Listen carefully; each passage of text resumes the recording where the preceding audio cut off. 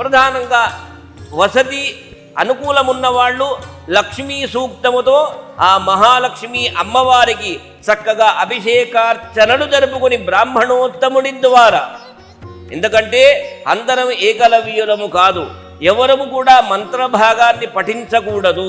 ఒక బ్రాహ్మణోత్తముని గౌరవించుకొని బ్రాహ్మణోత్తముని ద్వారా లక్ష్మీ సూక్తముతో అభిషేకము, అవకాశముంటే లక్ష్మీ స్తోత్రముతో అభిషేకార్చనలు, లక్ష్మీదేవికి సంబంధించిన స్తోత్రములను పఠించుకోవటము వలన, ఆ లక్ష్మీ అష్టోత్తర నామావళి పఠించటము వలన ఆ మహాలక్ష్మి అనుగ్రహాన్ని పొందుతారు.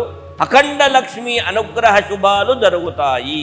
బ్రాహ్మణోత్తముని ద్వారా ఒక పర్యాయమైన లక్ష్మీ సూక్తాన్ని వినటం, బ్రాహ్మణోత్తముడు చదివితే మనం వినటం, ఆ అమ్మవారి అనుగ్రహాన్ని పొందిన వాళ్ళం అవుతాము. ఇది మహాలక్ష్మి పూజా విధానం సంక్షిప్తంగా.